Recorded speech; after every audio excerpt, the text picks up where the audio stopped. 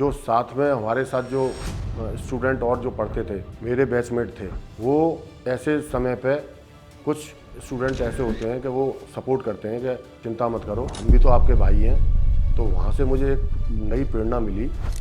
हमने काफ़ी प्रयास किया और हमारी टीम जो है अच्छा खेली, परंतु हम कोई मेडल प्राप्त नहीं कर पाए थे। तो मेरे फादर ने बोला कि तुम ऐसा है अपनी शॉप कर लो एक, तो मुझे दुकान पर बैठा दिया गया। परंतु मेरे अंदर जो जज्बा था, मैंने काफ़ी प्रयास किया, परंतु मैं सफल नहीं हो पा रहा था, पैसा इकट्ठा नहीं कर पा रहा था। उसके बाद मेरी फैमिली थी, तो मेरी फैमिली जो है मुझसे बोले कि भाई ऐसा है, अब तुमने जो कॉलेज स्टार्ट कर रहे हो, हमें नहीं लगता कि तुम इसको आगे ले जा पाओगे। तो मेरी फैमिली वालों ने मुझसे दूरी बना दी। आज हमारे क्षेत्र का एक बहुत अच्छा इंस्टीट्यूट है।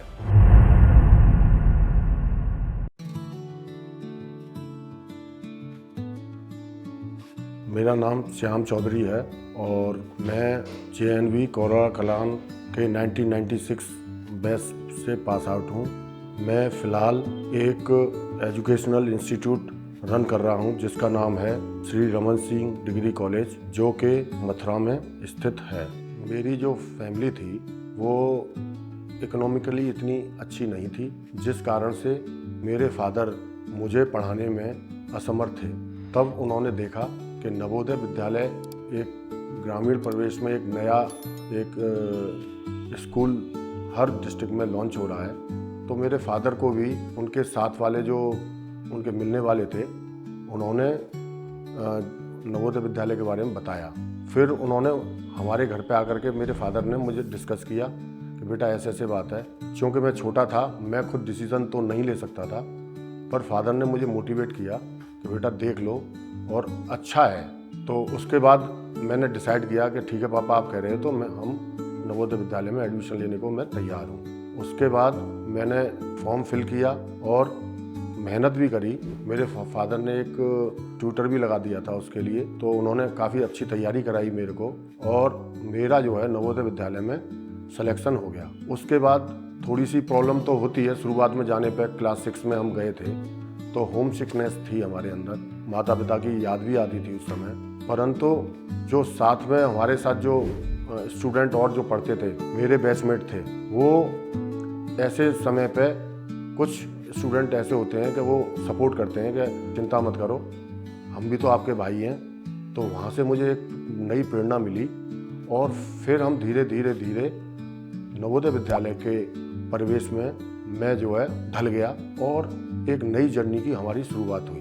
हमें टीचर्स का भी बहुत सपोर्ट किया, स्पोर्ट्स का भी बहुत बड़ा महत्व है। जो बच्चे एजुकेशन में थोड़ा सा भी अपने आप को आगे नहीं बढ़ा पाते हैं, तो स्पोर्ट्स का भी एक बहुत बड़ा प्लेटफॉर्म है। एक मेरी मैडम थी, रोमी जोहरी मैडम थी, वो हमारी PT टीचर थी।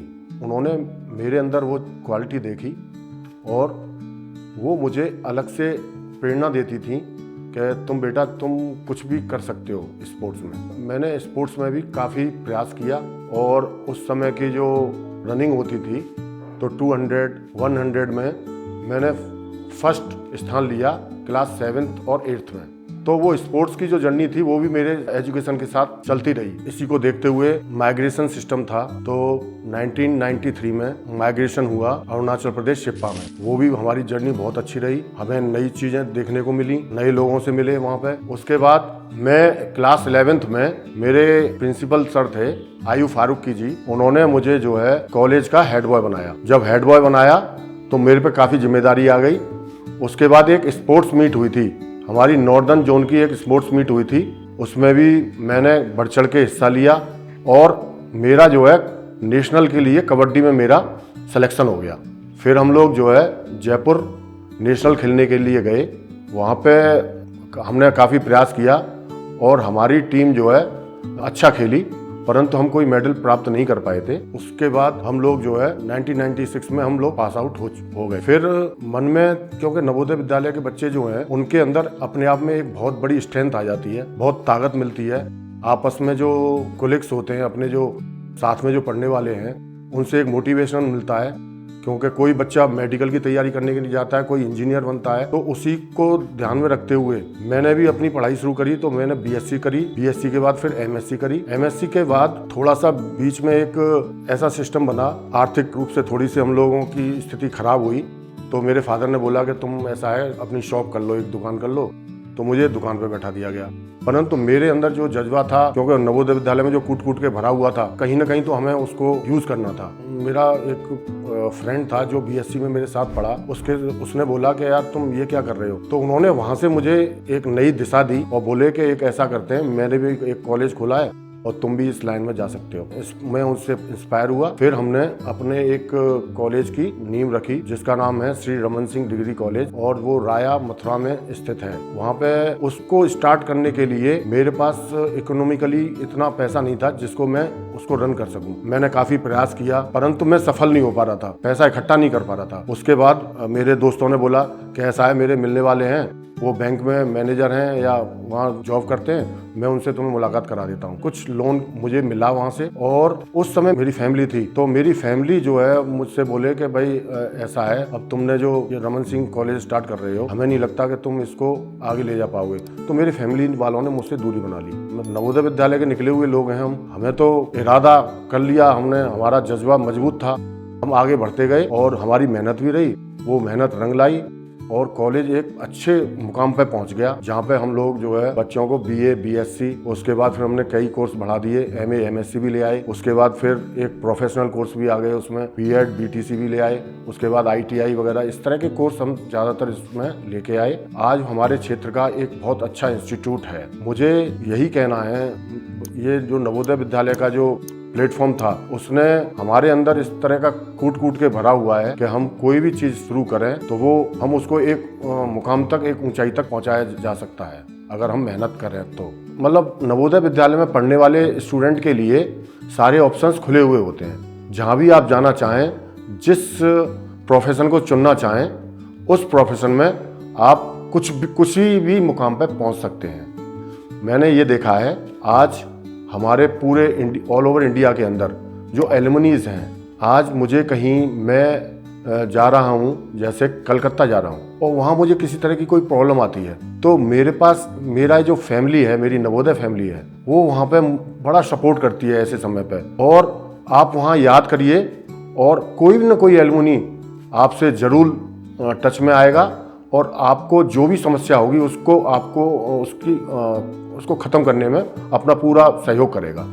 तो मुझे नहीं लगता कि नवोदय विद्यालय में यदि कोई बच्चा उसके बाद भी मॉरली डाउन है, और एलुमनीज ने, हमने ये देखा है कि एलुमनीज ऐसे लोग जो हमारे कोलीग्स थे उनको भी अपने साथ ला करके और उनका मोटिवेशन करते हुए उनको भी बहुत अच्छी जगह पर पहुंचा रहे हैं।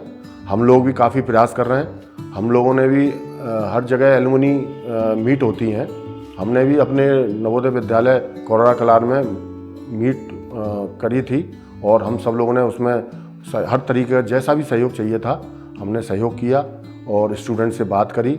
अब मैं नहीं समझता नवोदय विद्यालय किसी की पहचान का मोहताज है। वहाँ पे आप एक बार एडमिशन लीजिए। मैं उन बच्चों से कहूँगा जो वीकर सेक्शन से आते हैं बच्चे, उनसे मैं ज़रूर कहूँगा कि आपको अगर कोई प्लेटफॉर्म नहीं मिल रहा है तो आप नवोदय विद्यालय की मेहनत करिए थोड़ा सा, और आप नवोदय विद्यालय में जाइए।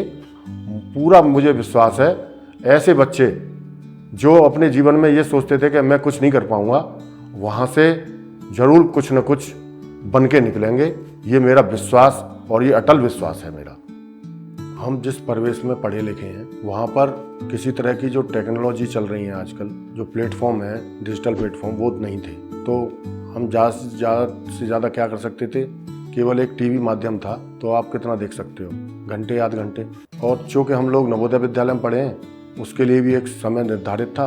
बाकी समय में हमारे पास पढ़ाई, और अगर आप स्पोर्ट्स में हैं तो स्पोर्ट्स एक्टिविटीज़ में आप आगे बढ़ सकते हो, वहाँ मेहनत कर सकते हो। परंतु मैं आज का जो परिवेश देख रहा हूँ उसमें बच्चे होशियार हैं, सारी चीज़ है, पर अपना ज़्यादातर जो समय है फेसबुक पर, व्हाट्सएप पर, इसमें लगा रहे हैं, जो कि हमारे कैरियर के लिए बिल्कुल भी उचित नहीं है। मैं ऐसे बच्चों से जो अपना समय फेसबुक, व्हाट्सएप या अन्य डिजिटल माध्यम से अपना समय बर्बाद कर रहे हैं, मैं उनसे यही कहूँगा कि आप लोग कृपया, मैं ये नहीं कह रहा कि आप फेसबुक न चलाइए या व्हाट्सएप मत यूज़ करिए। आप जो है एक टाइम टेबल बनाइए उसमें उतना ही समय दीजिए फेसबुक और व्हाट्सएप को जितना ज़रूरी है। बाकी अपने समय में अपना कैरियर बनाने के लिए जो भी आप कर सकते हो वो कदम आगे बढ़ाइए। निश्चित ही आपको सफलता मिलेगी, नहीं तो आप बहुत पीछे रह जाएंगे। Thank you.